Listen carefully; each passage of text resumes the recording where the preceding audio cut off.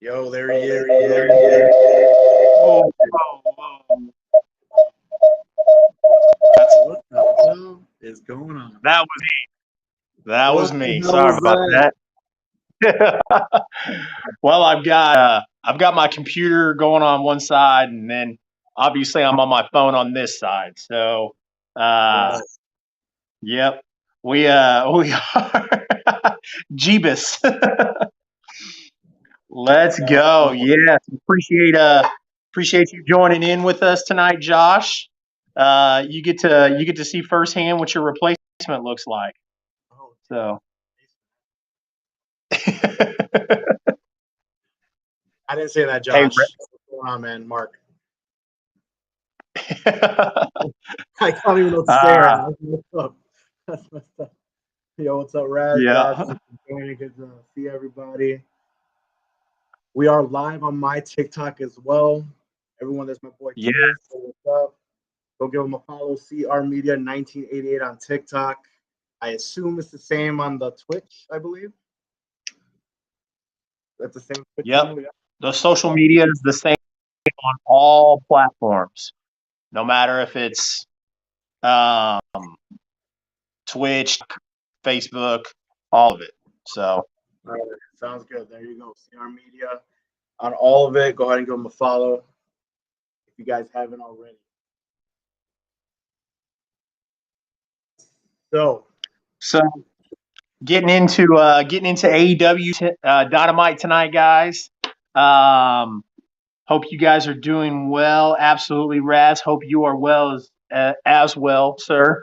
Um, Sorry, guys. A little flustered here. Having a little bit of technology issues, which is might be a shocker to some, but um, you know, had to throw the phone cam on at the last second. So we are rocking and rolling. it was me So literally trying to get my laptop in here for you today because I was on the phone last week, last second. Now it's yeah, a so switch. we just flip flopped. Yeah, we So did. so let's go ahead and address the elephant in the room. Yeah, let's do it. Last Let's week, do it. last week your boy made a bold prediction, and Adam Cole Bebe took a giant dump all over my prediction. So I mean, uh, we all knew that was going to happen. I mean, it was fun while it lasted the next week of your prediction, but we all knew that it was going to happen. So, see, I didn't and know it it was was gonna. only fitting. And it was only fitting that it was with a sharpshooter. Yeah, It's perfect. Perfect. here, give me 1 second. Hey, Mark, do Yo, you have a pair of headphones, or are you using like your laptop microphone? I'm using my laptop. My microphone broke. You can't hear me right now? Are we good? Let me No, know. like it was doing that thing I was telling you about, like going in and out. I was gonna see if the chat was gonna say the same thing, like if it was going in and out for them. Honestly, thought that it would be hardwood that would go through. Damn, Raz. Can you hear me? Is that better? If I talk louder, are we good? Yeah, like you're good. It's just like I said, it does this thing like every once in a while where it sounds like you're covering up the microphone, and I know you're not, but like that's just what it sounds like. Okay, maybe I'll bring you closer. Yeah, like right now, it sounds like you've got your hand over the microphone. Are we good now? Yep, We good? should be. All We'll right, uh there. we'll keep going, and what I'll do is I'll give you a thumbs down, Batista style, when God, I you're hate that going guy. out. It was Batista Appreciation Week, man. I'm a Batista hater. Really? Overrated. I I was a Batista hater for a couple of years. Like I was really rooting for him when he very first won the championship. Then when they turned around and did they had him win the title all the time. Like him and Cena had that 2 or 3 year run. Um, it just, yeah, it sounded like, you know, he was having a lot of trouble. getting over. So, and then when they turned him heel in like 2010 ish, I thought that run was good. He came back in 2014, and they tried to make him face, and they had him win the Royal Rumble. But yeah. So, anyways, if you go out, I'll give the Batista thumbs down. So. Yeah, I got you. All right. So yeah, Dax Harwood. I mean, like I said, man, it was a bold prediction, but I honestly thought they were going to do it. But I mean, it was an awesome match. I as I was watching, I kept thinking about you. I'm like, damn, this guy's really going to do it, but he didn't. yeah, So I mean,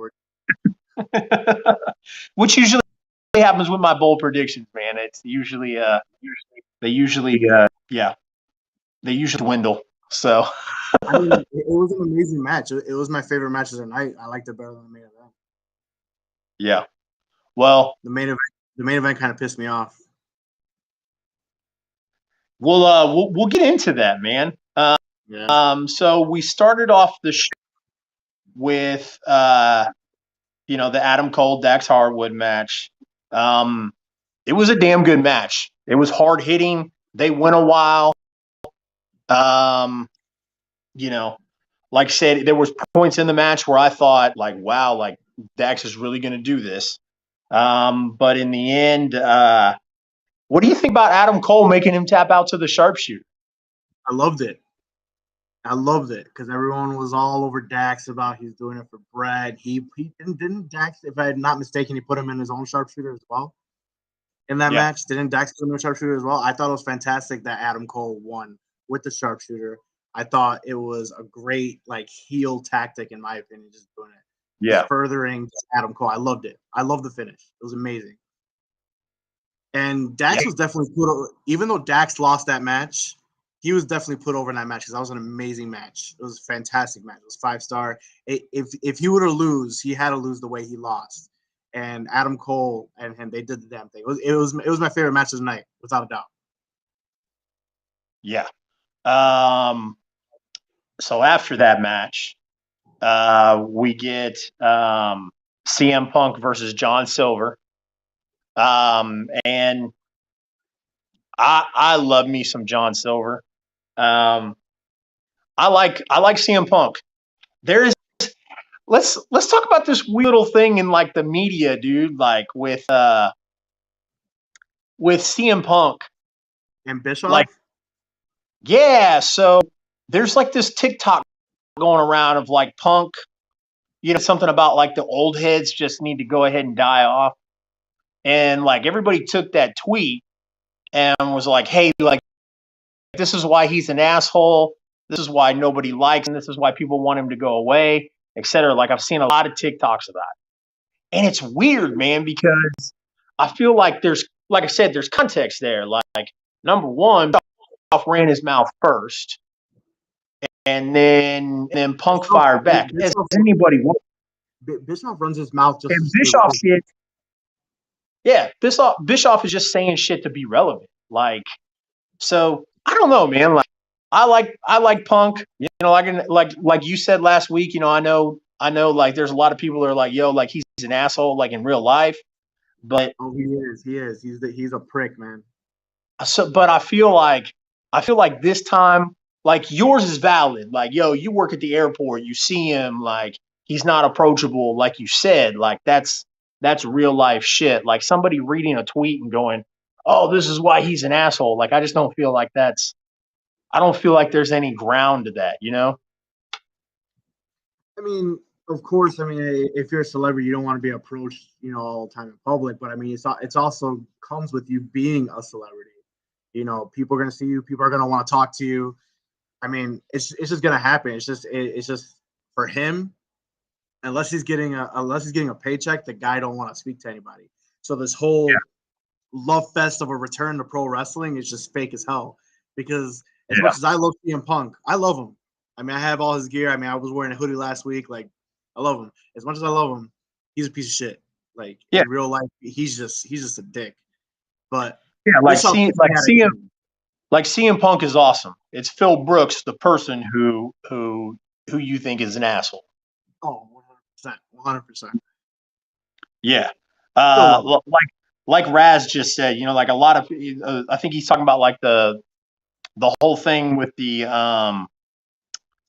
uh, the whole thing with the TikTok of people talking about the tweet to Eric Bischoff. Like everybody wants to jump on a bandwagon, and you couldn't be more right, Raz. I agree. But this match, like I said, I'm a big John Silver fan.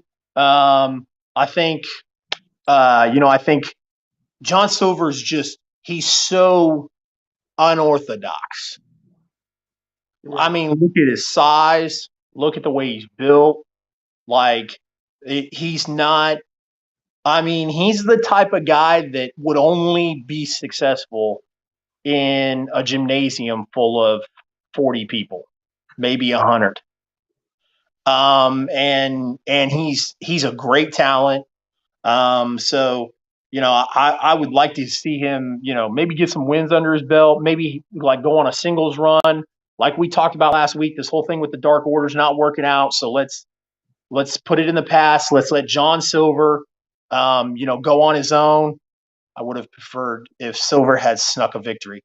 Yeah, but that's not going to happen. The only way that's going to happen with Punk, man. No. Yeah, not with Punk, but Punk's in the title right now, so that, I mean, it wouldn't have made sense. I mean, maybe if he wasn't in a title hunt right now, but I mean, they're facing each other, so he can't take a loss to John Silver.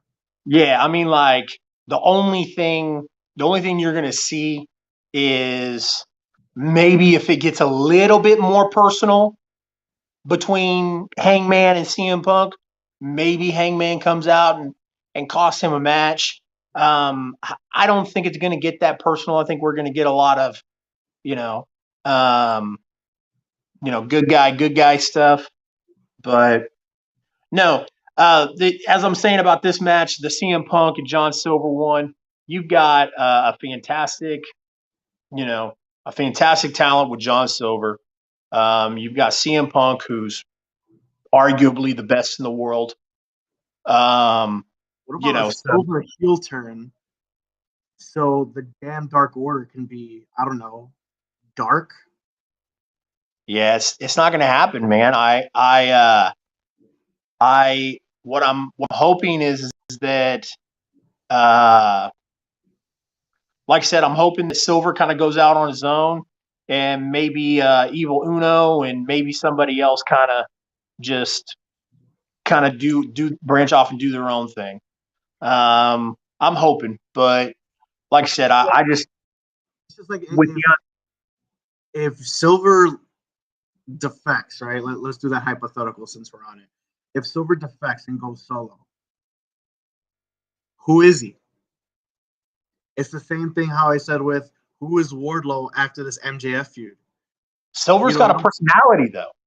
Silver's funny. Silver, dude. Silver, like I said, man, like he's small, and if AEW wouldn't have taken a chance on Silver, Silver would be wrestling in a gymnasium of 120 people. That's it. 100%.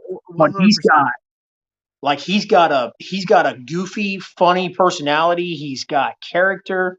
Like you want my honest opinion? The Dark Order is holding John Silver back. John Silver needs to get away from the Dark Order. They're all being held back because the Dark Order is not dark. They're not doing anything. Yeah, of course. But even if they were moving, even if they were going somewhere, going forward with the Dark Order, like I said, it's not John Silver's niche. Like, and part of that is Tony Khan's fault. I don't know if you've seen the interview John Silver did. I think it was with Brandon Walker from wrestling with Barstool Sports. But he said that the funny videos he was doing on BTE, like he was just being himself and being goofy and being funny. And then like one day Tony Khan saw him and Tony Khan was like, "Why aren't you doing that on TV?"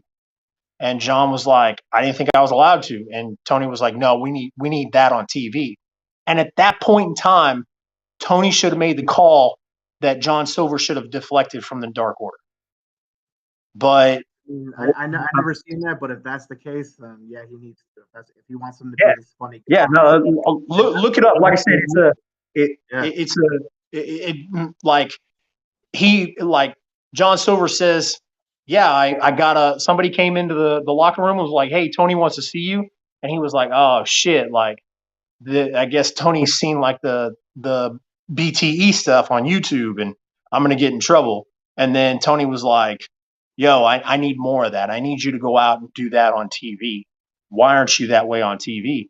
And like I said, that's kind of Tony's fault because you killed what already was dead, kind of. And all you're doing is putting rocks in the bottom of this sinking boat. Get John Silver away from the Dark Order, let him do his own thing, and he'd be a kick, man. Is he a main event? Is he a main event caliber type talent? That's not my call to say. I do you don't remember? really think he is, Do but you remember in WWE when Daniel Bryan was doing the whole B plus player bullshit? yep, I mean, that's pretty much the same thing with Silver. I mean, that's all I see. It's like yeah, it's and just that's like fine. Like I said, man, uh, I'm not knocking John Silver in any way, shape, or form. Like I said, I've said it twice now. I'll say it for a third time. If AEW hadn't taken a chance on John Silver, he would be wrestling in a gymnasium. Like the fact that he's on AEW TV, he's able to showcase his abilities. He's a damn good talent in the ring, he is. He is. He puts on especially great for matches his size. for sure. So, but yeah, no, I mean it's a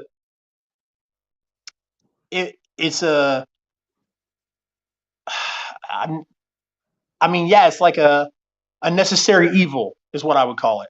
Because I hate agreeing with that statement that you made about the B plus player thing, because Daniel Bryan used it as kind of like a knock. But I mean, yeah, that's what Silver is, It's the and fact. It's the matter, man. yeah, like I said, no, AEW's never going to go. You know what, John? We're going to take you to the top, and you're going to carry the AEW championship. And WWE wouldn't take 3 looks at him. Oh, for I sure. mean, no, they wouldn't. No. No, So I I like that Punk used the buckshot lariat. I think it kind of. I don't know, man. Are we looking at Punk turning heel, or are we I looking at hope Page? so. I hope so. I'm so sick of this love fest. So Yeah. sick of this love fest. Like So what? as it stands right now in the rankings, Punk is 18-1. So I mean, he's winning the championship. I don't know if you see. I made a video on TikTok a couple weeks ago. I love Hangman. I think he's great, but he's boring. He is boring as champion, man. He's so stale. So he had all right. So when he won the championship from him, can you hear me? yeah, Hello? yeah. Okay, there we go. So what was the thing? So when he won the championship from Omega, that match was amazing. I don't think anybody in here can say that match was terrible. Okay. And then he went on to have 2 matches with Bryan Danielson. Am I right? Yep. Is that how it went? So he won the title and then 2 matches with Bryan Danielson. He had he had the match with Kenny, and then won the title. Kenny left, and then he started. Well, he did one with. No, he did Brian. He did do Brian, and then because Brian literally came out in the middle of the celebration. Yeah, he had 2 with Bryan. Yep. So, and all 3 of those matches. So when he won the championship and then his 2 title defenses right after were amazing. Yep. After that, I can't think of another match that I would put in that top tier performance of his title defenses. I can't. The feud. I dug the match with Lance Archer. Really? I mean, like it was nothing to write home about, but I mean, do you put that on Brian or Omega level? Exactly. God, exactly. no. That's my point. That's my point. Hangman is the victim. Hangman is the victim of coming off AEW's, and it pains me to say it because Chris Jericho's the GOAT. He is unfortunately had to follow AEW's greatest championship run. Because what Omega did was simply historic, in my opinion. Going other promotions, carrying other promotions' top titles. He had the unfortunate follow of Omega, and that causes him to unfortunately be boring. That's just what it is, because there's nothing that he's going to do to eclipse Omega's run. And don't get me wrong, like Omega's run is honestly probably the best, and here's my hot take, since the whole territory scene. Because when did you see other champions going to other shows since the territory days? That shit doesn't happen anymore. You're not gonna have Roman Reigns go on New Japan. You're not gonna have Roman Reigns go on Impact or GCW or anyone else. It's not gonna happen. They don't do that shit no more. No, so Kenny, and rightfully so, because Kenny's top 5 right now. I mean, active wrestlers, Kenny's top 5. Yeah. So that just brings my point right now is that Hangman, while great, and I love Hangman. Hangman's great for AEW. I think he should stay for AEW as long as he can. But he had the unfortunate follow of Omega, and it causes his run to be boring. Who's besides Brian? Give me a solid feud that he had, because in my opinion, I need championship feuds, not just one and dones. So give me a solid feud besides Brian that he has had. So because of Omega's epic run, we have to ask ourselves now: Are we looking at, is every championship run just a simple, hey, I want this guy to win the title and that's it? Because I mean, like you said, man, is it just because Hangman had to follow Omega, or is it because every run now after Omega is going to look? I think it's a little bit of both. A little bit of both. I hate bringing up the other show on this one. I know we did a little bit because it was our first show. You and I hadn't done this, but I'll bring this up one time and that's it. That's kind of what my bitch and complaint is of Roman. Is whoever beats him, you're setting them up for failure, because whoever beats Roman and takes those titles from him, unless they have the title for 700 days, like, so I don't know, man. Like I said, I feel like it was kind of like what they talked about, like blowing your load so early.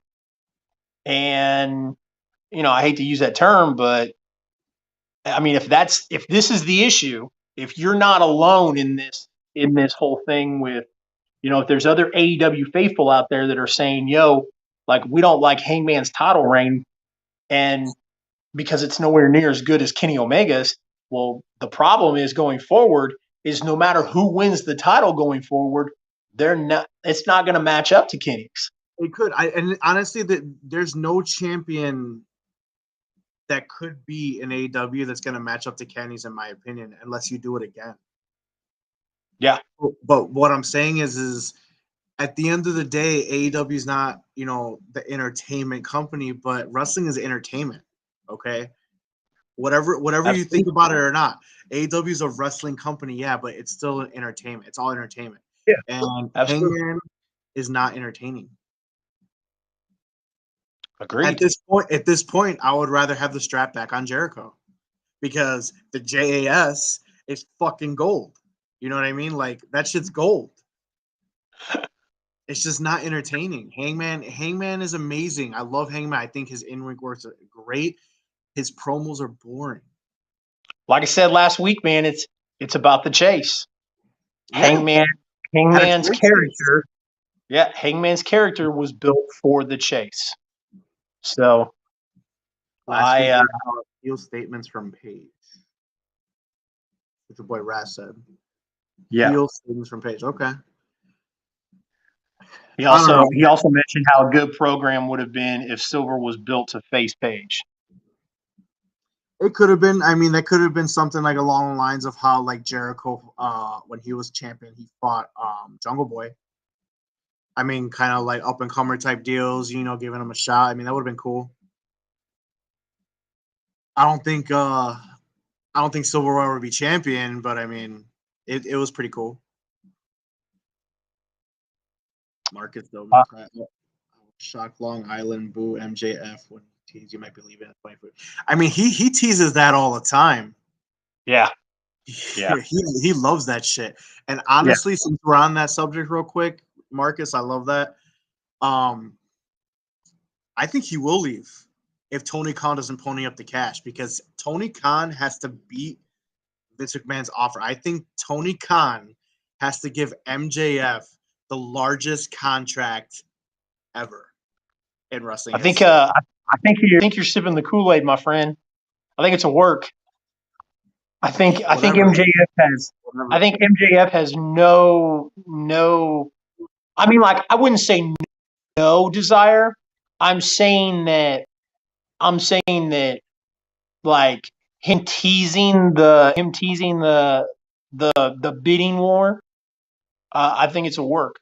I think that MJF is 24 years old. Yeah, no, and to say that he'll never go to WWE would be asinine. But like I said, there's a lot of people who are like, oh, you know, and especially like when that story came out a couple weeks ago about Tony and MJF butting heads. I think that was a work. I think that brother, your audio is out.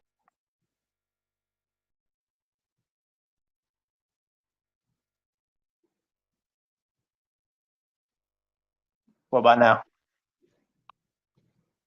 Can you hear me? Yep. Are we good? Yep. All right, cool. We're good.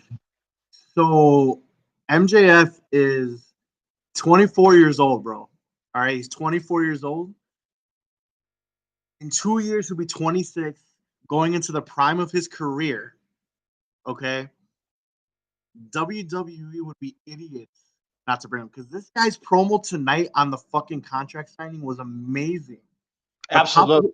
He had the crowd eating on the palm of his hand. Anything he wanted, the crowd did. And yeah, that could be because he was home and all that. But anywhere he goes, when he's in Chicago, all right, he gets a massive pop. The crowd is all over him. This guy's a fucking superstar. Tony Khan, it's a really viable option for him to leave the WWE because the guy's money. So Tony Khan, yeah, I might be sipping the Kool-Aid as you say, but Tony Khan needs to pay this man because this is their young homegrown star. Cody Rhodes leaving, yeah, it sucked, and he was one of the creators of AEW. Well, all right, but it makes sense that he leaves because he's an established name. MJF was grown in AEW. Okay. Tony Khan needs to keep that homegrown talent in AEW. Absolutely. By any means. And I think if he leaves, that is a bigger blow. Here's my hot take. If MJF leaves, that would be a bigger blow than Cody Rhodes going to WWE. Oh yeah. I don't think Cody Rhodes leaving AEW was a huge blow like a lot of people do. I think it was hard to digest, but I don't think it was a huge blow. And I'll tell you why. Because I think Cody faced a lot of heat in AEW because he was an EVP. And even when the stories came out that Tony revoked the EVP like status from like the creative control status from Cody and the Bucks and Omega. I mean, I still think there was people that were like, "Oh, but we really know that, we still know that they're in the back pulling the strings." And to me, like I said, it wasn't a huge blow because, uh, Cody came up with that stipulation that he couldn't win the championship. So, like, Cody's just there, like he's just floating through limbo. So Cody leaving, I don't think hurt AEW. I think it was beneficial to both parties. I think you're right. I think Tony will open the checkbook for MJF, and I think Tony will do what he needs to do to keep MJF. And I think Tony agrees with everything that everybody says about MJF because of what we've seen with Tony protecting MJF. How much he's been protected since the beginning.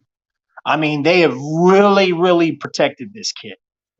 And they're building him up to be a star. And I don't think that when 2024 rolls around and this bidding war happens, I think Tony's well aware that he's gonna write a nice check to him. I don't think Tony opened the checkbook for Cody because, and I've said this before and I'll say it again, I think Cody went to the negotiating table. It's the same thing with our jobs, man, like every day.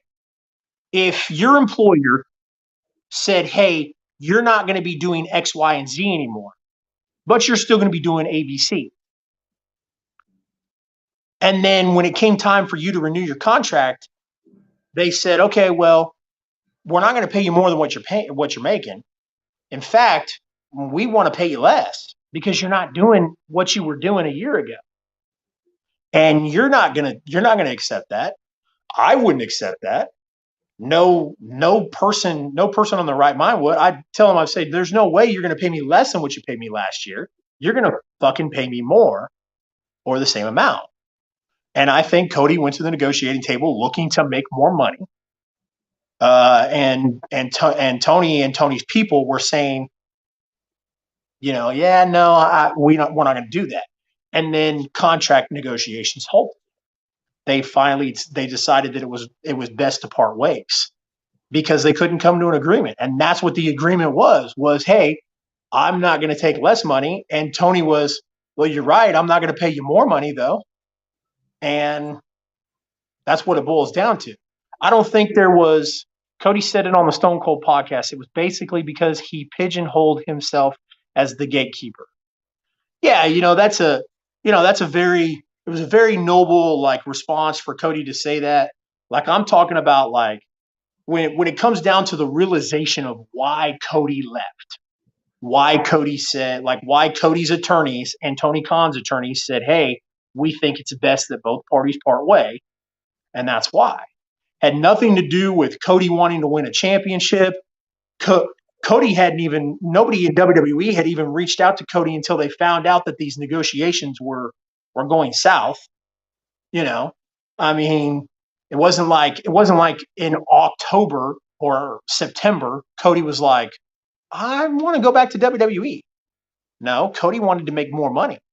And Tony Khan was like, I'm not going to pay you more money if you're doing less. It just doesn't make sense. As an employer, I wouldn't do that. And as an employee, I would have done the exact same thing Cody did. I would have said, well, I'm not doing this. And so the situations, like they don't line up in the same situation with like MJF. MJF is going to go there and say, like in the next 2 years, they're going to build MJF to be a star, to be a household name as far as professional wrestling goes. That not like he's not already, but I mean, he's going to be a big star in the next 2 years, bigger than what he is now. So when it comes time, Tony's not going to have an option. Otherwise, it's going to be a humongous blow to AEW to have him walk away. I don't think Tony's stupid. He absolutely cannot walk away. Yeah, I don't think Tony's stupid. I think Tony knows, like, yo, hey, like, this is my future. You know, like I said last week, I think there is a general idea in the back that your four pillars of what you're building a foundation on and your future on is the four pillars of AEW, and uh, and that's that. Like, that's how it's, Tony allowed them to go out and cut that promo. Tony allowed them to make that stupid shirt. Tony sees what we see. I mean, it's asinine to like be like, oh man, Tony's really gonna let MJF go to WWE. No, he's not. The only way that would happen is if MJF really, really, really wants to go, and then then he'll pull Cody Rhodes. But I 1,000% agree with you, Mark. This promo tonight was one of his best, and I feel bad for Wardlow because he absolutely destroyed Wardlow. And you're cutting out, brother. I said I keep saying it. Like, I love the whole Wardlow MJF feud, but what does Wardlow do after? What does he do after? Is he gonna go over MJF? Does MJF beat him? I mean, at this point, Wardlow's got to win, right? So he can really get an AEW contract, so he can be released from MJF. But then what? I think Wardlow beats MJF. I think he beats the shit out of him.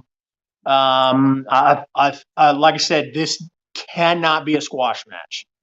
Do not let it be a squash match. You cannot let the guy who you have protected go in there and get squashed by Wardlow. MJF needs to find little tactics to keep himself in the match and keep going. And then Wardlow needs to finish it with a power bomb, maybe 4 or 5 power bombs, and get one over. MJF maybe takes a week off. Powerbomb Symphony. Yeah, powerbomb. Yeah, the powerbomb symphony. Yeah, MJF takes a week off, comes back a week, maybe 2 weeks later, pissed off, wants another shot at Wardlow, et cetera, et cetera. They run it back. MJF goes over in nasty, cheating fashion. That's how it should go. And then Wardlow works to build himself up to. They can cross paths later down the road somewhere, but Wardlow needs to build himself up and find his identity, while MJF needs to go. I'll be honest with you, man. I'd like to see Punk and MJF run it back this time for the AEW Championship. So can you hear me? I made a prediction that I don't think MJF's championship time is not going to be until like maybe late 2023. Okay. So, because I think CM Punk's going to win the championship, but I think he drops it to Kingston. Yeah, you said that. We talked about that last week. Yeah. And you know what? To piggyback off of it, brother, let's do this. Wouldn't it be the smartest fucking thing in the world for Tony Khan to put the title on MJF when his contract expires in 2024? You know what? Like, I was just thinking that when we were talking about it, but it also gave me vibes going back to WWE when CM Punk was like, I'm gonna win the championship from John Cena and I'm gonna leave Chicago with it, blah blah blah. But yeah, but I mean, like, that was a work. I'm talking like this is Tony sitting there imagining in his head. I'll put the title on MJF in November of 2023.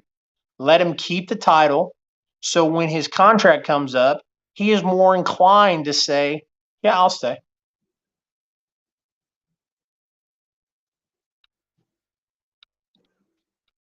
Unless the contract, if that contract expires January 1st, 2024, then I can see him winning the title in like August or September. Like right when contract negotiations are going to start. Yeah, He's going to go. I would say maybe like summer 2023 because we're summer 2022 right now. It's gonna be the Summer of Punk Part 2. You know, he's gonna have the championship. He's coming up on 1 year in August of returning to professional wrestling. It's gonna be the Summer of Punk 2. You know what I mean? And then I think Kingston takes it off of him maybe winter, maybe January-ish. Has a short run and then MJF takes it. Something, you know. Because I don't think with Raz, I could see like MJF, like the character, like pulling off some wacky Jackie bullshit like that. I think with today's day and age, with the contracts and the lawsuits and the attorneys and all that stuff, I don't think you could get away with taking another company's title and showing up on another show with it. It's not the territory days anymore. That's why when I go back to Kenny Omega, that interpromotional championship run that he had, carrying top promotions titles. You know what I mean? Like, just doesn't happen. You know, they had an agreement. That's why he was signed with those companies. He had to work the dates. That's why he was able to come on AEW, because AEW allows other companies' titles to come. I mean, but for him to show up on WWE with AEW belt, and it's the AEW belt, not even something else, never gonna happen. Yeah, so we'll move on from the MJF thing. I want to shoot on this match, man. Tony Nese versus Danhausen. Oh my God! What in the entire fuck, dude? Let me tell you something, man. I did this thing where like there's a guy I follow. Yeah. So there's a guy I follow, and he shit all over like Tony Khan and AEW for not using Danhausen properly, and I'm like, dude, he's fucking been injured. Like, wait till he's not injured, then they'll do something with it. And I hope, man, because I watched a lot of Danhausen on the Indies, and I love Danhausen. Danhausen is a fantastic in-ring worker, minus the gimmick and the bullshit and the bullshit. He started the gimmick to get over because he just wasn't getting over as himself. So he created the Danhausen gimmick, and people loved it. And more power to him. Like, say what you want about it, whether you like it, whether you don't like it, whether you're indifferent to it. These guys will do whatever it takes, you know, to get themselves over with a crowd, to build up momentum, to become a star somewhere, to get a contract like Danhausen has done. And the fact that Danhausen was on a multi-month long injury and was able to earn a contract from a company to bring him in so he can still make money and make a living and all that good stuff. Like I said, huge Danhausen fan. I loved the him and the Hook interaction. I think that's gold. I think it's money, but I really hope this is not what they're doing to Danhausen. So Wait a minute. Did you just say that you hope this is not what they're doing to Danhausen? Yeah. Is that what you just said? Yeah. Chase, you're killing me. I hope this is not what they're doing to Hook. Why is Hook being paired with this man? It's comedy, brother. I don't want this Hook housing crap. Hey, you know what, man? They have done such a great job building Hook. All right. Yeah. Another homegrown star. Okay. Another homegrown star. Him and MJF.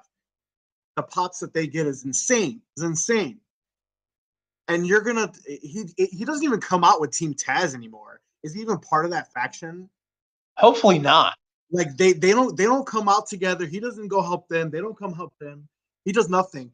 And because hearing about 5 minutes, you deal with hearing about 5 minutes, brother. After you're done yelling about Danhausen, I want to take a gigantic shit on this next match, because this next match, the next match was good, but I'm so sick and tired of this FTW bullshit. Get it out of here, man. If Jungle Boy wasn't gonna win it, which I didn't think he was, I mean, then what's the point? Why is it being defended? Nobody's gonna win it. Exactly. The only person that should win it is Hook. Yeah, that's it. And I mean, like, if you feel the need to honestly have this stupid championship, this pointless championship, and I'm a huge Taz fan. I've watched wrestling since I was fucking 6 years old. Big Taz fan, big ECW fan. Love the FTW title when Taz introduced it, but trying to bring this title into these companies and doing this like it's a novelty or something, like, cool, keep it that way. But I don't want to see you defend it, because let's say Ricky Starks has dropped it a couple times, or it's been switched hands a couple times. Now it's lost its meaning. Now it's pointless. Why do you have it? Get rid of it. It's stupid. Give it to Hook. Let Hook walk out and carry it, and let that be Hook's attitude. I'm hopeful. I'm hopeful for this Danhausen and Hook combination. I'm hoping that. What do you mean hopeful? The crowd ate it up. It's about to be a fucking shirt by the end of the night. Hookhausen. Oh, absolutely. The crowd ate it up. Yeah. And it's comedy, and hopefully they handle it well. Comedy's good for a little bit. Eventually, what we want to see is Hook drop Danhausen on his head, and we want to see Hook and Danhausen go one-on-one and tear the house down. I'd love to see it, because I think Danhausen is the right guy for Hook to come in and have a damn good match with. But right now, I'll take the comedy. But like I said, this next match between Ricky Starks and Jungle Boy, it was a good match. Like I said, I am not an FTW championship guy.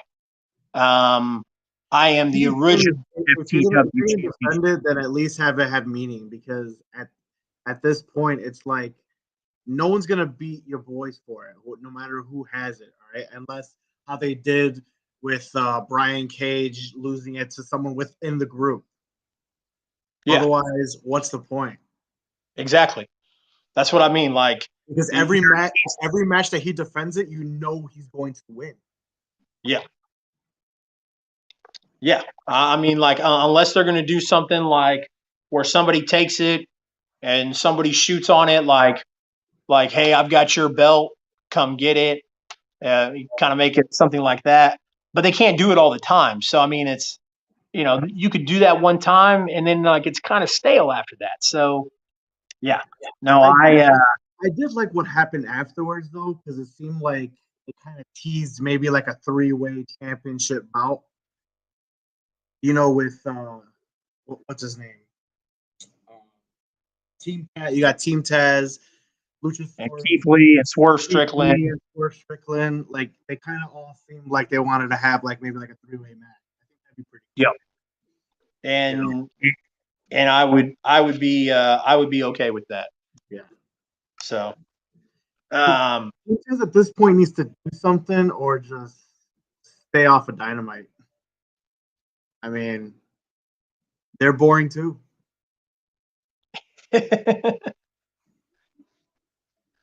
So this weird because I'm such an AEW fanboy, but there's a lot of stuff that kind of.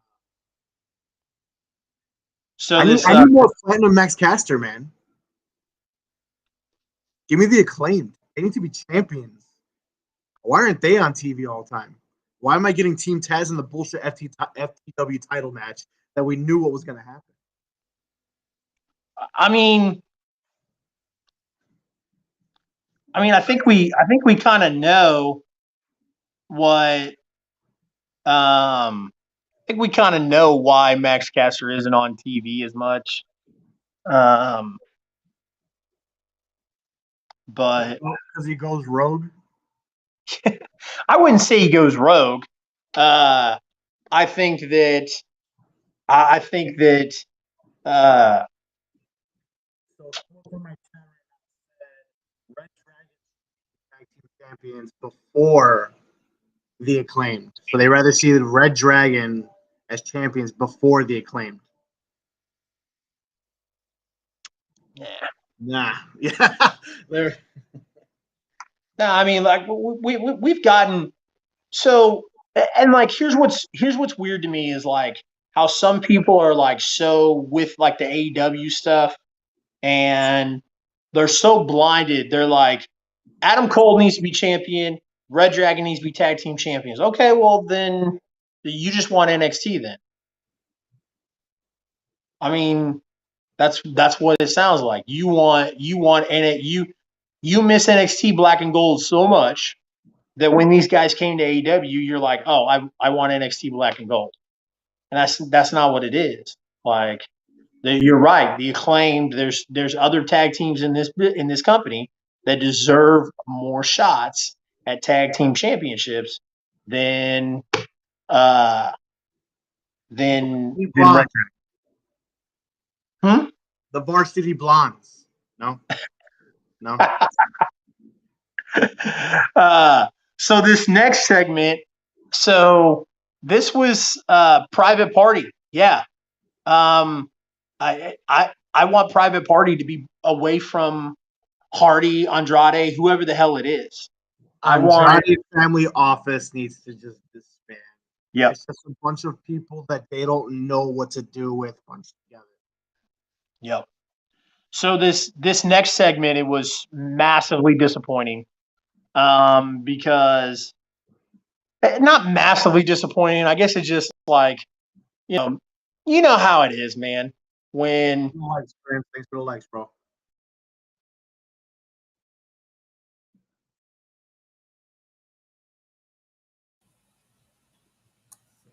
How's that?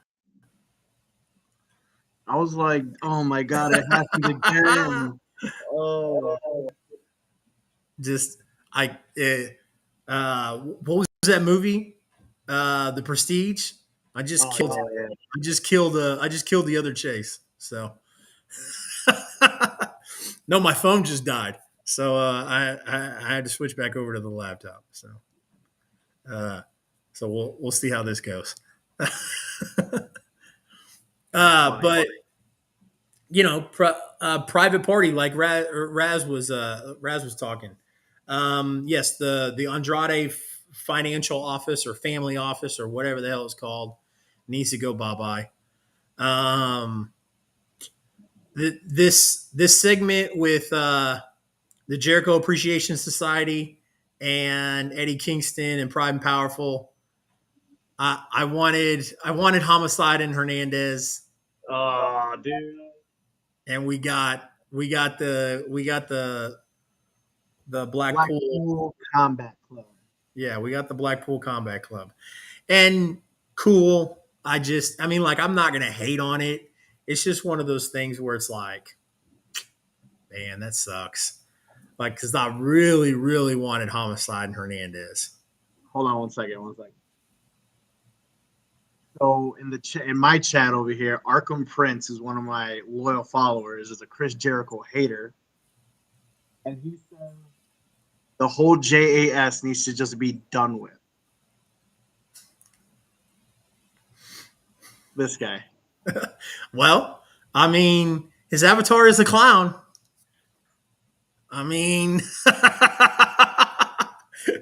His avatar is a clown. You know who he is? I know who he is. I understand the Mox connection for it, but it would have definitely been better with LAX. Yeah, definitely, Raz. Um, Homicide and Hernandez, man. Like, going back to your thing. I mean, it would have been cool, but you can't be mad having the Blackpool Combat Club coming out there. No, no. I mean, I'm a huge Blackpool Combat Club like supporter. So I think it's an awesome group. I love what they're doing. Like I said, it was just because I had my heart really set on Hernandez and Homicide. But then you And blame yourself for your own disappointment. yep, That was bold. that is correct. That is correct. Like I said, it was my own thing. So uh, this Owen Hart Foundation women's tournament match with Tony Storm and Jamie Hayter. Um, I was hoping they give these chicks a little bit more time, but Did you not enjoy the match? oh no, I enjoyed it. Like I said, I wish would have got maybe maybe 5 more minutes, maybe. But So out of tonight's matches, real quick, I put number one in my opinion, like I said, is the opening match between Dax and Adam Cole. agreed. The main event I put at number two. We'll get there later. Even though I was kind of mad at the random stipulation, it was a great match. We'll talk about that later. Yes, yes, And number three, I put the women's match, Hater and Storm. yeah. I thought it was a great wrestling match. It was awesome. I don't disagree.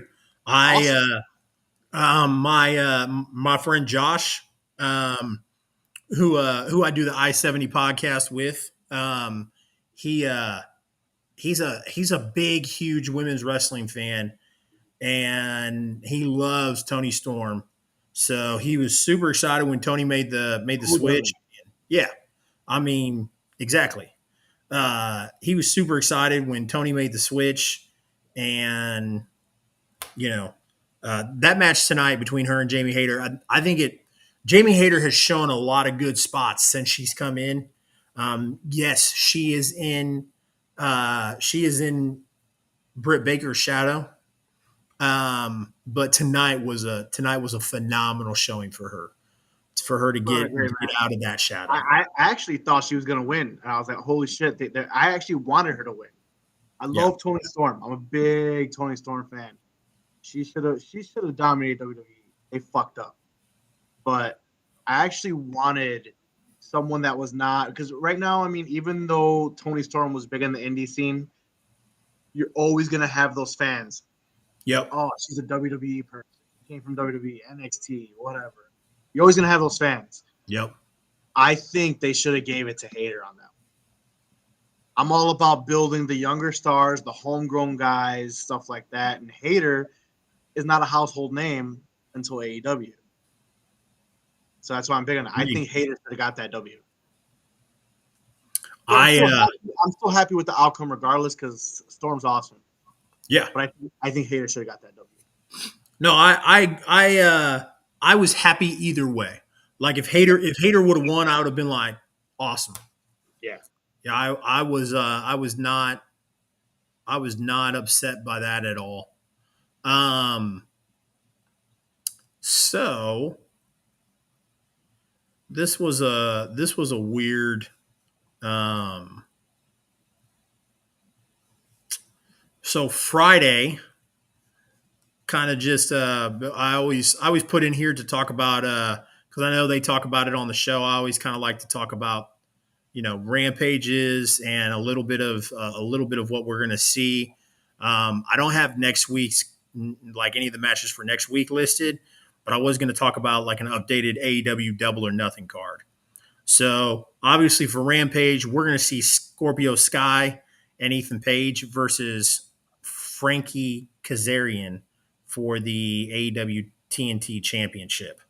And when I said Ethan Page, I meant like he's going to be with Dan Lambert and Ethan Page accompanying him to the ring. So I'm excited to see Frankie Kazarian and Scorpio Sky go at it for the TNT Championship. Well, it's Obviously, gonna be a 5-star match. yeah. 100%. Obviously, I know who's going to win, but it's still going to be a good match. So We kind of went away from the women's. Can we go back to that real quick? yeah, no, absolutely. So I had in my notes, Britt Baker's got a Joker, man. Who's the Joker? I have no clue. I don't either. Do you think it could be somebody they pull in, or do you think it could be somebody who's been out for a while coming back? I can't think of anybody, but It's someone being brought in. So if it's not on the AEW roster, okay, the only person I can truly think about is Athena. For those of you who don't know who Athena, that's Ember Moon. Ember Moon, that is correct. She's been teasing that she's a bigger signing on her Twitter. I mean, but who knows? I mean, that could just mean Impact. Yeah. You know what I mean? Yeah, no. But if we think about underutilized women's talent in AEW, I could throw out there Penelope Ford. I think Penelope Ford's a pretty good talent. Agreed. But for someone to come, you got to think about. So Britt Baker's the superstar, right? Britt Baker has the ultimate star power, and she's got a Joker. Number one, she just come off the biggest loss in her career, which is losing the championship after having a great title run. Number two, does she get another loss? Because you would think if you're going to debut somebody, say Athena, right? If it's Athena, Athena's got to go over on Britt, right? You're not going to bring in somebody to lose. So is someone like Penelope Ford or another underutilized talent that's not in the tournament going to go over Britt Baker? Or are you just going to throw someone in there to get jobbed out? You get all this excitement, be like, oh, man, it's this person. But then you lose to Baker. So you got to think that Baker's probably going to put someone over. Could it be maybe, dare I say, a Gargano coming for the men and his wife coming for the women? Maybe. Could it be Deonna Purrazzo? Oh, God, I love Deonna Purrazzo.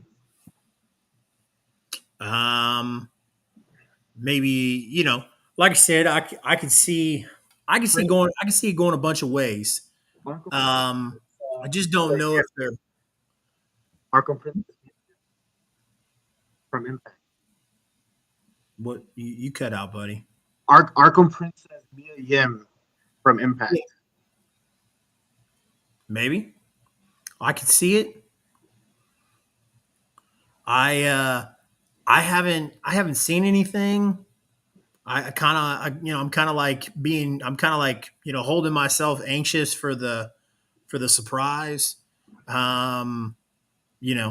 I mean, I could see it going any which way, Deonna Purrazzo after the match with Mercedes Martinez expressed interest in doing other things with AEW.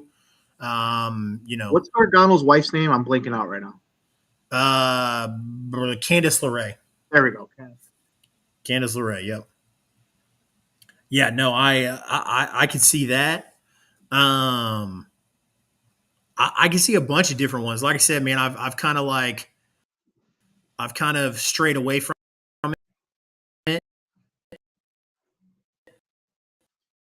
All right, Chase, you're lagging again, buddy.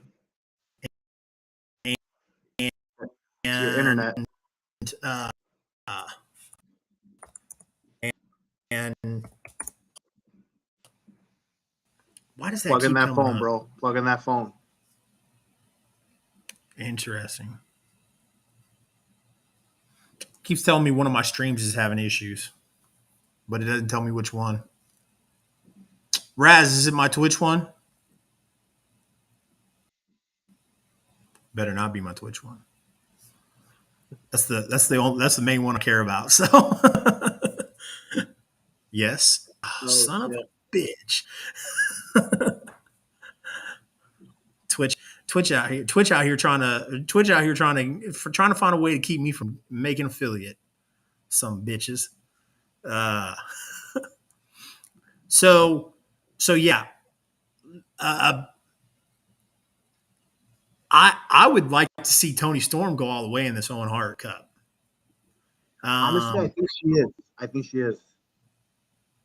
I think why. So do you know if I should have saved the graphic, but is Toni Storm and Britt Baker on the same side of the bracket, or are they on opposite sides? Let's look here, my friend.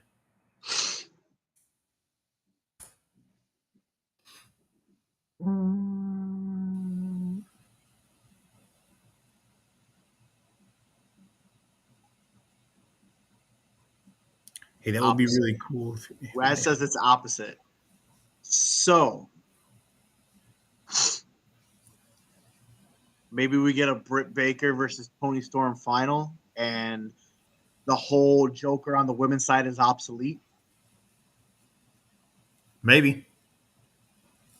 Or maybe we get a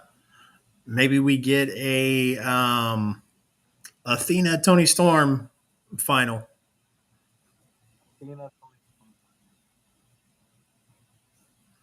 I don't know, man. Like I said, pretty excited to find out who the Jokers are. Yeah. Would you say that AEW's female division, while talented, they don't have another bona fide star besides Britt Baker?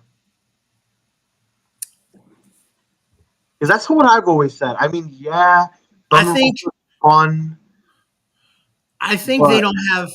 I think they don't have a bona fide star as long as. Who is the sexy guy in the bottom screen? What the hell that is my wife. Oh, damn. My wife. I appreciate her coming and showing love. That's a ride or die if I ever saw one. Yeah, I heard that. So, I think when you say like bona fide star, I think they have one. I just don't think it's a popular choice. I think their bona fide. I think their other bona fide star is Jade Cargill. And he does get a good pop. I mean, and I love the whole baddie thing, the whole baddie faction. I like it. I'm not big on that, but her look is money. I mean, she's got that China look. Remember when China when they started first doing women's wrestling with China, and she just had like a great look. And I think Jade has that exact same look. And I think that everybody in the locker room sees it. Hence why Tony asked Daniel Bryan to help train her. But I think everybody realizes like she's green. She's really, really fucking green. Like she's gonna hurt somebody type green. That's what she always does squash matches, man. Yeah. They've got to let her build up endurance, build up time. You know, she had a little bit of a longer match with who was that? She had a match with for the finals in the TBS championship. Was it Ruby Soho? Was it Ruby? Yeah. I think it was. There was that match. She tried to do like an off the top rope move. She damn near ended both their careers. But you know, like I said, I think she's the bona fide star next to Britt Baker. I just think I That's why think I that there's feel like Tony Storm needs to win this and I think maybe needs to win it over Britt Baker just to make her that other bona fide star because Tony Storm is extremely popular yep. and her winning it would really put her over. Yeah. I think she got over with like the AEW crowd when because she was the one that walked out on WWE, and she was the one that and AEW faithfuls love that shit, man. They love it when somebody will go, oh hey, we're bouncing out. They're the anti WWE person. Right. That's why a lot of AEW guys still love CM Punk so much. And there's any of the anti WWE stuff, man, they eat up. Which yeah, cool. Yeah, I agree. Baker doesn't need the win; she already secured her spot. That is true. Raz also said Jade has potential. The problem is everyone knows how green she is. Yep, that's the only reason is there's most of AEW's fan base is smarts, right? We're all smart to the business for the most part. You know, they don't have a big most of AEW's fan bases, you know, thinks they know everything.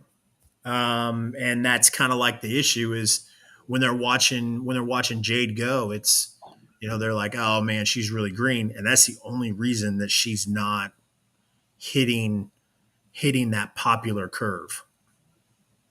Yep. I mean, she's pretty popular. I get excited when I see her. Like, she's very entertaining. Her promos are decent. I like Smart Mark Sterling a lot more than I thought I would. I love Smart Mark Sterling. Yeah, he's growing on me a lot more. Yep. I like the pairing with him and the Premier Athlete too. Yep. I think it benefits her. I think she's surrounding herself by good people. I personally like the baddie faction thing that she's doing. It gives those other women something to do. I Yeah. mean, Agreed. I'm a big fan of factions. So the more factions, the better. Maybe they could create more women's teams and maybe down the line, maybe some women's belts or something. We'll see. But I like it. It gives everyone something to do. Factions need to be more apparent in pro wrestling.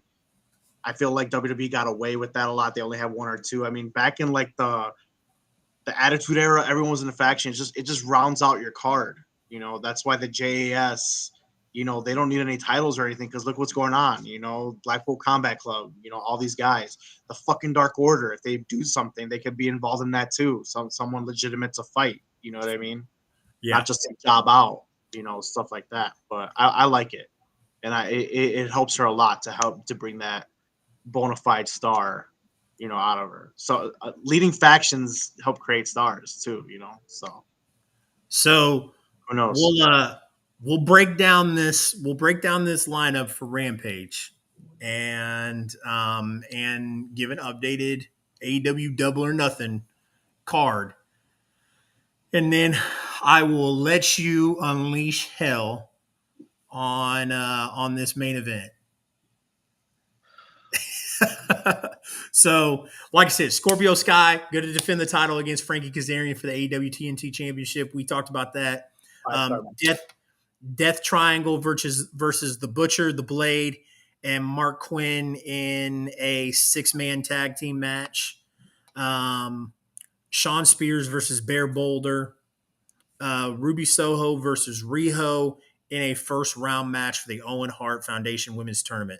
So I don't really care about the other two matches, but obviously Soho needs to win because Rio is not around often enough. So you need to keep creating women stars for us to care about. Soho needs to win. Yes, and Soho is majorly over with the crowd. Oh yeah. I'll be honest with you, man. I really don't like this matchup for that reason. because it kind of puts people in a rough spot where it's like, which you could be indifferent to. I get it, but you know, um, I wouldn't mind seeing Rojo face somebody else and seeing Soho face somebody else. Or Riho. Sorry, I said Rojo. For a second, I thought you were combining Ruby Soho. I was like, oh, okay. But yeah, It worked. You could have played it off. I know. I should have. I should have. You should have. You should have gave me the thumbs up. I'd have done it. But yeah, man. Like I said, I want to see Soho win this match. That's another one that I would like to see go deep in this tournament. I don't think she needs to win it, but I think it would be cool to, like I said, watch her go. So yeah, I think if anybody in the tournament needs to win, it's Rojo. Yep. The buy-in for Double or Nothing, which whatever. So far has Hook and Danhausen versus Tony Nese and Mark Sterling. What the fuck? God. I don't fucking like that at all. I do not like it. Why are they on the buy-in? Why they on the buy-in? Because no one wants to see Smart Mark versus Hookhausen. That's why. Good point. You couldn't find some other asshole on your oversaturated roster to fucking pair with Tony Nese to fight Danhausen and Hook? I'm sure they will. I mean, we still got a little time, right? Hopefully. And I can see Smart Mark sitting there taking bumps. I mean, he already got his ass whooped today. You know? Yeah. Well, you know what? I mean, usually that's what happens. Table today? Hmm? Didn't he just go through a table today? Yeah. Wardlow put him through a table. I mean, yeah. What's gonna happen? Hook's gonna suplex the shit out of him. Yeah. But I mean, a lot of these guys who are managers used to be wrestlers. So, I don't know. I'm not too familiar with Smart Mark Sterling's work. I don't know if he used to be a wrestler on the independent scene. I know, like I said, I know most of them usually are, but yeah. Also, obviously MJF versus Wardlow, Thunder Rosa versus Serena Deeb for the AEW Women's World Championship. Serena Deeb has had a great build. I think so too. I think she's come a long way from the straight edge society, and I think I think it's I would not be upset if she won.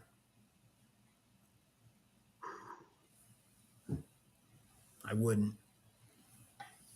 You know how I feel about these short transitional champions. Yeah, I know. Yeah. I'm with you. I think it's way too early to take the belt off of Thunder Rosa, but she's already boring as fuck.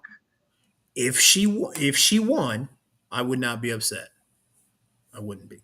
So, and then obviously the big one that we've talked about, Hangman Page versus CM Punk. Only 3 matches announced for the pay-per-view, and then obviously the buy-in, so 4 matches overall. We still got plenty of time. The pay-per-view is what, May 28th? I mean, you're gonna have the Jericho Appreciation Society versus Eddie Kingston and Pride and Powerful. Maybe even your boys Blackpool Combat Club in there. No, like I said, we've got 2 weeks, man. They're gonna have a build. So Sterling previously wrestled for WrestlePro, CCW, and appeared in WWE in 2019. Nice. Look at Raz, my fact checker. I like it. I used to watch some CCW, man. That shit used to get crazy. When John Moxley, appeared in FCW, there was a lot of people who were like, who were like, "Oh yeah, go check him out," you know. And as he was getting ready to get a push in FCW, I went back and watched a bunch of CCW stuff that he was in and other stuff, and so good stuff, man. Uh, so 4 matches. Like I said, we've got 2 weeks. There's plenty of time for them to add more. I'm not worried about that. I've got my notes here in front of me, and I'm looking at this. I'm looking at this because I always make it a point to, because wins and losses matter. Like Cody says, like AEW says. So the win loss record for Darby is 60, 20, and 1. And the win loss for Jeff is 6-0. That blows my fucking mind. Your boy Darby is putting in some work. Uh, without a doubt, dude. What give me your thoughts, Pro Wrestling Kingpin. What'd you think of this out of place Owen Hart tournament match? Stupid. Why was it changed into a fucking anything goes match? I thought the whole point was to honor wrestling. That was the whole point of the tournament. How Owen Hart was an amazing wrestler. It was supposed to be a wrestling match. That's why Adam Cole versus Dax Hardwood was a wrestling match. And then you come and get this gimmick shit while entertaining. Don't get me wrong, chat. All right. It was a fucking great match. It was great. It was, Yeah. But Darby took some bumps, man. I thought Darby died. Dude. I for real, like when Darby that spot with the chairs, I said he's dead. I was like, he's not alive. Like he just flatlined. That's nuts. For Jeff Hardy to be one of the pillars in an opening round matchup, and you said his record is just mind-boggling to me. And not only that, I have this listen to Jack feeling. I have this gut feeling that this guy's gonna fucking win the whole thing. You think Jeff is? My pick was Darby, and Darby's gone. Your pick was Dax, and Dax is gone. So I have this in my gut. I don't know what it is, but I feel like they may be wanting like an oldie to win this tournament for like Owen. And I don't know, dude. I just have a bad feeling that Jeff's gonna win. And as much as I love Jeff Hardy, and I'm sure everyone loves Jeff Hardy out there, it's a bad move. I just have a gut feeling that he's gonna win now. It's like, why put him over who has one of the best win-loss records? I think he might be probably the best win percentage, honestly. I don't know. You have to look it up. Why is he going over Darby? And Darby lately has been jobbing out. Darby has been jobbing out a lot lately. Yeah. So I kind of felt like Darby needed a win. I agree. And he loses not even till a big Jeff Hardy's not gonna come into AEW, and he's not gonna come win the world championship. Jeff Hardy's there to do one final run with his brother, maybe win a tag team title, maybe not. But that's all Jeff's doing right now. And for him to go over on Darby really leaves a sour taste in my mouth right now. Yeah, man. I'm right there with you.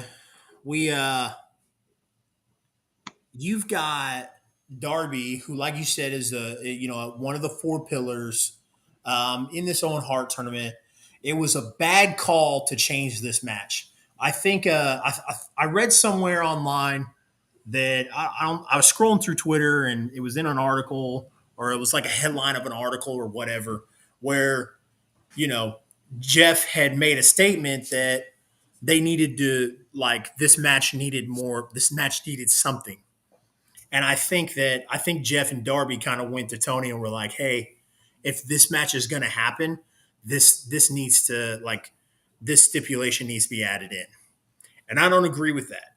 Like I said, I think it should have went down how we talked about last week. Maybe not exactly, but a match tonight. Darby goes over, Jeff gets upset, or Jeff goes over, Darby gets upset. Whatever. And we get like a hardcore match down the road. This was a bad call. Like fantastic match, fantastic spots. Made me say holy shit a bunch of times. My jaw was wide open. I was sitting in here getting the stream ready, trying to get the stream ready. And, was just sitting here the whole time like holy shit, like this just happened. And when it came down to it, it was like, yeah, it was cool to see. It was cool to see the wrong person won, like Raz said. Um, but it was so out of place. It was sports were great for the spots were great for the entertainment purposes. The match style was not right for the tournament. Agreed. So I I'm looking at this tournament and I really don't like Adam Cole winning it. Um, I'm very curious to see who the Joker is. But I don't like Adam Cole winning this tournament. That's me. I don't think I, honestly I don't think Adam Cole had any business in this tournament. I think this tournament is for um, this tournament should have been Jeff Hardy had no business in the tournament. This tournament should have been underutilized guys getting an opportunity. It's the Owen Hart tournament, right? Owen Hart was extremely talented, underutilized, underappreciated. This is what it should have been. It should have been guys who were underutilized, underappreciated, going into a tournament, winning the Owen Hart Cup, and then going on to get a push that Owen never got. That's what I think. So I don't really know who's left in this tournament for me to go. I can get behind them. I mean, I love me some Adam Cole. Sure, I guess I'll go with Adam Cole, but I don't like it. You know. So back to the men's Joker real quick. Judging by that promo by Lethal, it might not be anybody that we're thinking anymore. I think it's an ROH guy. You think so? Yeah. And I think that said ROH guy, whoever it may be, joins this whole little faction that Jay Lethal's been coming up now. So I previously stated that it was going to be Cesaro. I still kind of have this little thing that it still might be Cesaro. But now after that promo dropped today, I think it's going to be someone from ROH. ROH doesn't have any wrestlers, so. Well, I mean, an ROH, alumni, whatever, Marty the Moth.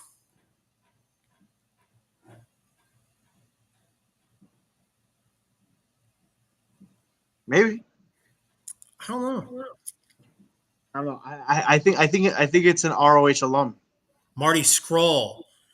Oh, okay. I'll tell you what, man. Marty Scroll has been he's got the plague. And if you don't know what I mean by the plague, it is and I'm not going to argue with anybody if the accusations are true or not. I don't really give a shit. But when the speaking out movement happened, Marty was named one of them, and since that, Marty has had the plague. That's why Marty dropped off. Um, uh, oh, I know the accusations and shit. Yeah, so I don't know. I just don't know if I could see Tony Khan doing like dipping his toes in that. You know, Yeah, I don't think so maybe, either. but Osprey was also named in the movement. that's true. That's true. Um, Raz, what do you think? What do you think about it being our buddy Sledge? What? I'm just joking. I'm just joking. Sledge would probably get pissed off if he knew I named him.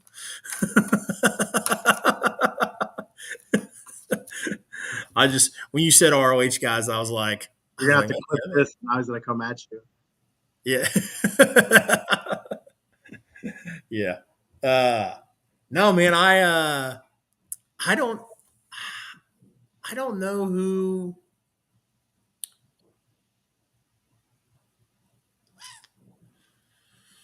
um I'm trying to think. I went blank. There was that because I mean, I'm sure a lot of those guys at Supercard of Honor got to, you know, got to talk to Tony, got to um uh got to talk to Tony, got to meet with Tony and, have conversations with him. So I'm sure he, you know, had a one-on-one with them and has one of them on speed dial and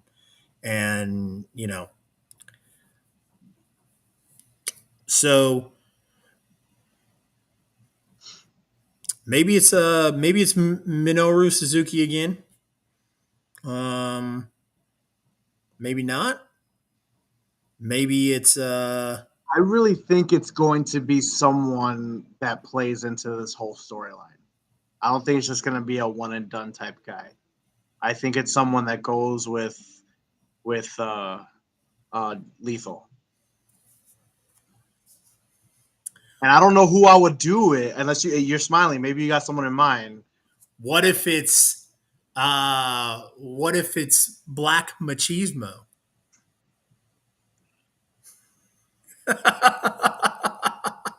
I mean, whatever.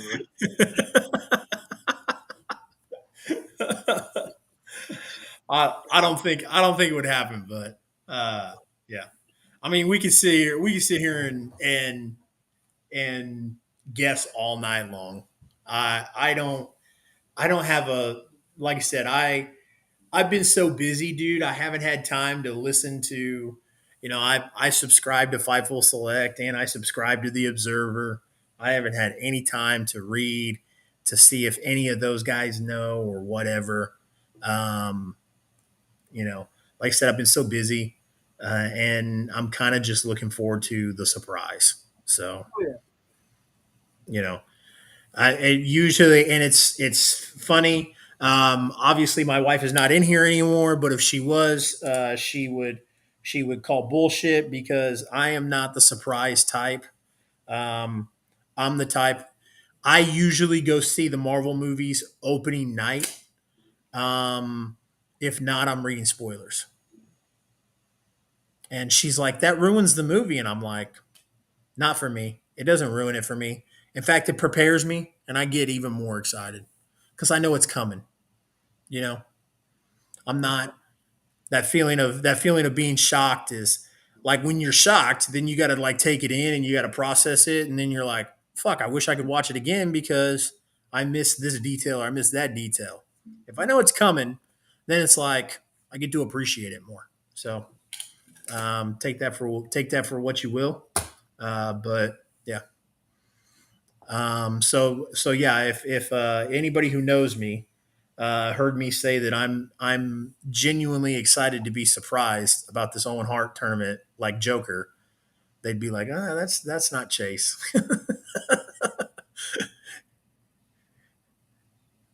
It's you, isn't it? No. Chase hasn't been in wrestling shape in 15 years. Wanted to, but yeah. Other than that, man, I think that kind of concludes Dynamite this week. It does. I think we did shave off a little bit of time. We're sitting at an hour and 40 when last week we were at like 2 hours and 20 minutes or something like that. We were, yeah, last week was pretty long, but it was fun. It was Yeah. fun. So, pleasure having you again, Mark. Yeah, appreciate it, brother. Absolutely, man. Thanks for having me. It was super fun. Good. I'm glad you're having fun. Are you Yeah. having so much fun that you'd like to be a permanent addition? I would. But Here's the bad news. I can't do next week. I was gonna text you about it. Next week's my anniversary. okay, yeah. Yeah. So, but other than that, I'm down. Okay, Super down. cool. So, when you were like, I'd love to. no. Yeah, I thought you were about to let me down. So, like I said, my work schedule changes every 6 months. So, Okay. for the summer, we're good. Except next week. Yeah. So good. next week I won't be able to. Like I said, I'm taking the fiance out of town for our anniversary. But other than that, yeah, man, I'm down. I love it. It's super fun. I mean, the best part of my night tonight was calling you out on your week hot take, so that was fun. You know, You're gonna have a bunch of those, dude. I don't know if you've seen it or not, but I have a video on TikTok of Josh when Josh was like, I'm gonna do a chase level hot take. And I was like, I don't know if that's a compliment or an insult. I'll go take a look at it. Yeah.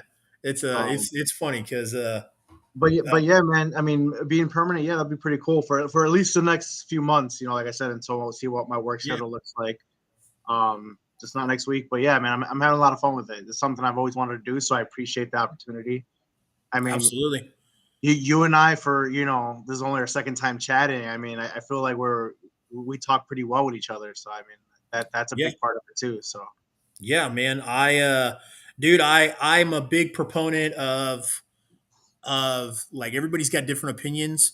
Like, yeah, like it's cool that we agree on a lot of stuff. We see things, we see similar things. But like if we all had the same opinion, we'd all be boring. So that's why it's nice. And as long as we both enjoy the product, I didn't want to bring somebody on here who's constantly just taking a dump on everything that happens, because then it's like, well, then why are we doing a post show about it? Like, so again, man, appreciate it. We will absolutely. I will pull somebody in next week. I think I have an idea of who I'm going to pull in next week. I'll hit him up when we end the stream. But so this is the end. We're towards the end here, guys. We're getting ready to wrap up and get out of here. I have this big, huge house to myself. I'm about to hook up my PlayStation and play some Spider-Man. But other than that, this gentleman right here above me, this is Mark. He is Pro Wrestling Kingpin on social media. You can find him. He also does some comic book stuff. Let's get that pulled up real quick for you so people can see that, because I want, what in the absolute fuckery is going on?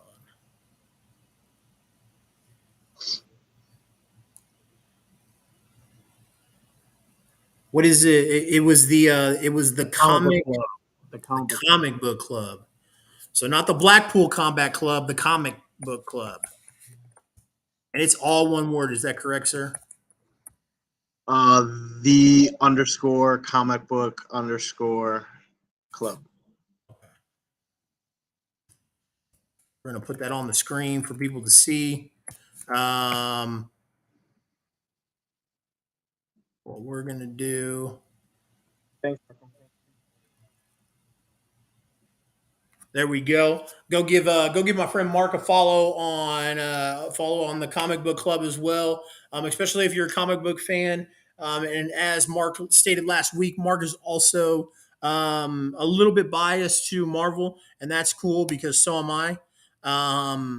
So that works. Like I said, give Mark a follow on the Pro Wrestling Kingpin, guys. If you follow CR Media on other forms of social media, you know that I do the I-70 Hot Tag podcast / stream. Tomorrow night, we're going to be breaking down some local Kansas City professional wrestling. Tune into that show tomorrow because I've got some huge news. If you loved our Dallas Cade interview, got some big news about some possible interviews that we're doing. Not possible. They're booked. So some interviews nice. Congrats, in the man. future. So yes, thank you. Good for you. Good for you.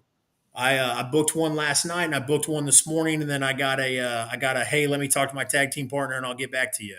So we're picking up steam on that thing, and I love it. So Oh shit, we just got a huh? Yeah, you got a little tag team action. Oh, you got to talk to the tag team partner. There you go. Yeah. Yeah. Well, it's funny you mention that because I was being funny. He's a humongous man.